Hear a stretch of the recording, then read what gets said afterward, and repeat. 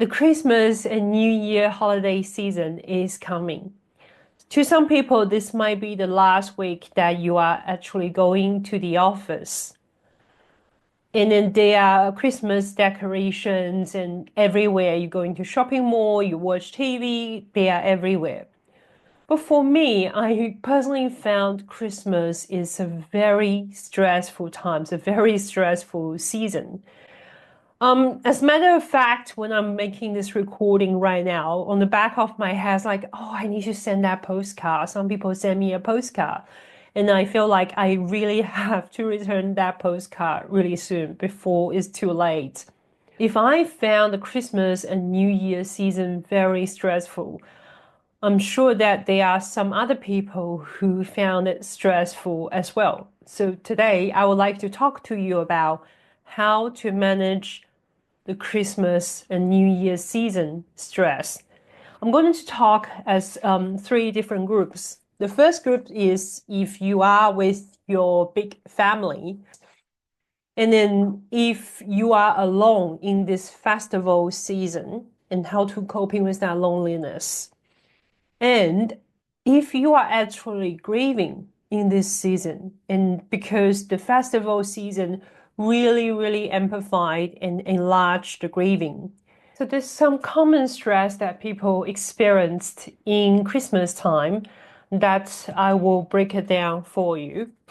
Let's say we have Jen here, and then by December, Jen has a lot of work to do because the festival season doesn't mean that we stop working right away. As a matter of fact, because of the festival season, most of the business or companies, even you self-employed, you trying to finish as much work as you can. There's a lot of things we're trying to finish by the end of the year. Another thing about the festival season that is very stressful is we actually increase our social time. Yes, the office catch up, friends catch up, it consume more time while we're actually busy with other stuff already. Another thing about Christmas is usually Christmas associates with gifts. There's no difference for Jane. Jane also needs to prepare gifts for her family, her children. At Christmas time, everything is so expensive, and that adding more stress. Another thing about the Christmas stress is the traffic. On the weekend, I was talking to friends. They were talking about it seems like when it comes to Christmas time, people just don't know how to drive. And then I think I'm one of them. Most of the business actually closed. That means this is a very inconvenient season. A lot of mental health service and regular services, they close during Christmas. At the end of this video, I will talk about where to get help. If you are living in Australia during Christmas time, you can still get help around Christmas time if you need it. So I will talk about at the later part of this video. And the next thing is food. Christmas is always associated with food. And then food and socializing in Christmas season also associate with alcohol consumption. And it can cause a lot of issue and stress during this time. So this is a general map of what kind of common things someone can face when it comes to a festival season. But I would like to introduce another person, Angie. Let's put Angie here. So Angie spent her Christmas alone with a cat.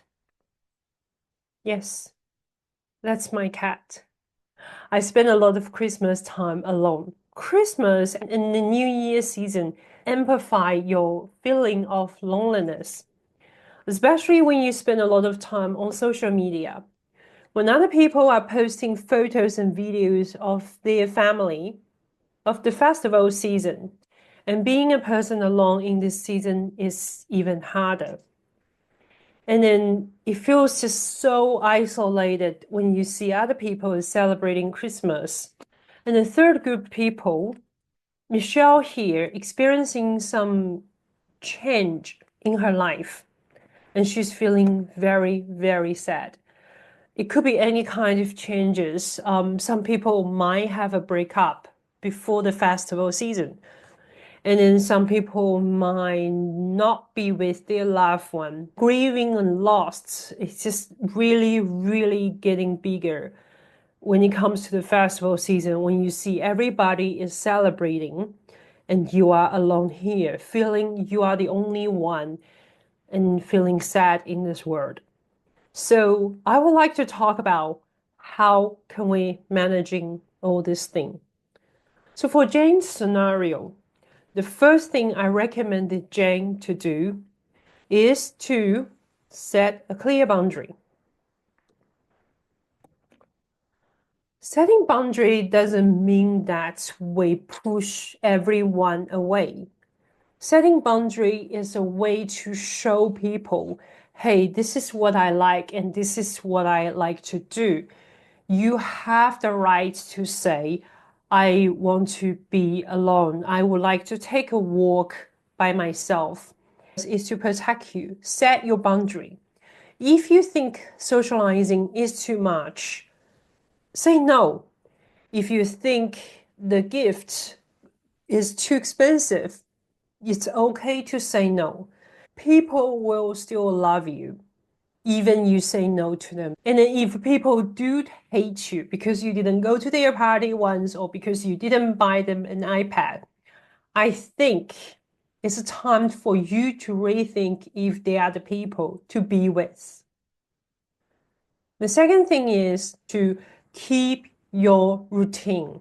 Trying to keep that routine with what you always doing will help you to keep your mental health in a stable level because your body and your mind feels like, okay, there's still something I always do, and then it helped me to feeling like I am under control. The next thing is reduce social media time. I know it's very hard because social media are designed to be addictive.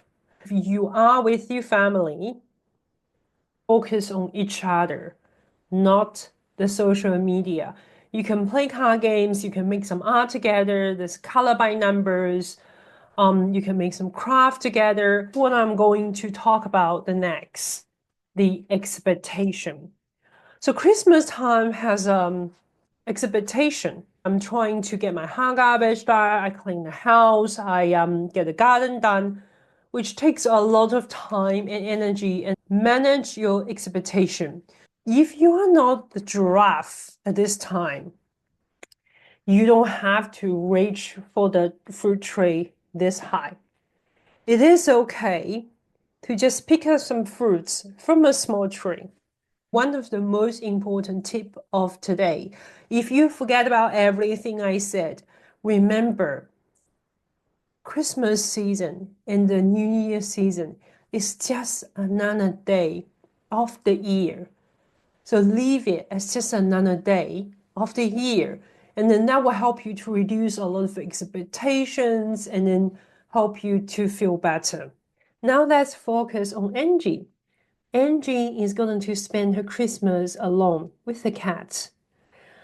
I am actually one of the person who spend a lot of Christmas time alone at home myself. So I understand this feeling. The best thing is to treat Christmas like any other days and treat New Year as any other days because it is just a day of the year. We manage expectation will help us to feel better with the situation because a lot of pressure and loneliness coming from the high expectation of the festival season. Another thing is I will emphasize again here, keep your routine.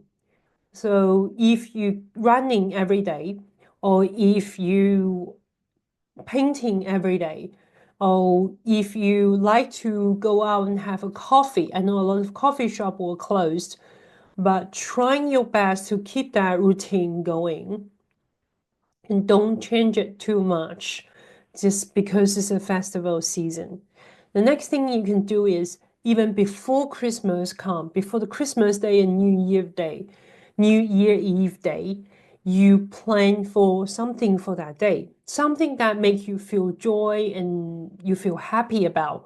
For me, when I'm spending Christmas alone, the thing I like most is to spend a lot of time painting. Here's a few photos of my Christmas desk.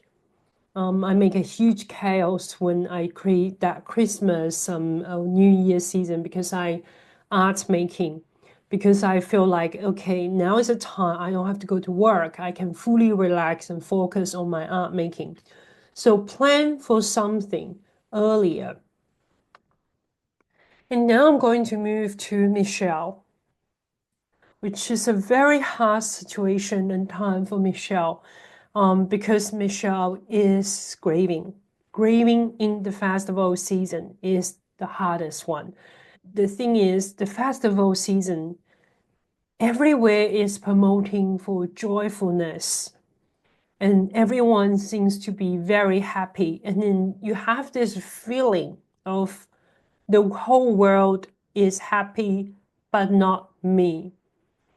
And then that really, really amplified how our feelings and grieving during the festival season. So remember, things always have ups and downs. Sometimes the downtime will hit the festival season and hit us really, really hard. There's someone we really, really miss and we couldn't see them during this time. So for Michelle, my recommendation is still, again, treat it like a normal day. But remember to drink water, eat normally, and pay more attention on your personal hygiene, because those things will make you feel better. And if you can, go and have some fresh air outdoor. This is probably only for people who live in Australia. We have a summer Christmas. So spend some time outdoor and then having that fresh air. And then you can always call for help during the Christmas season, which I'll give the resource very soon. I know it's very hard, but when you are grieving during this season, remember, your goal is not looking into months, years. Your goal is to live hour by hour, day by day. And now I'm going to talk about something very important, where to get help in Christmas season. Because Christmas, a lot of places are closed. In Australia, we have Lifeline, which I typed their number here. And we also have Beyond Blue. They are open 24/7. You can always call them and trying to talk to someone when you're feeling really, really down and you're feeling really, really hard to cope. For any domestic violence related and sexual harassment related, you can always reach out to 1-800-RESPECT. A lot of private practice are closed, but public practice, public psychiatry, public hospitals are open.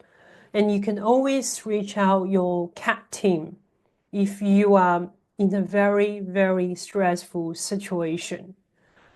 I personally will still operating during the Christmas season. I will only do online consultation if people booked in.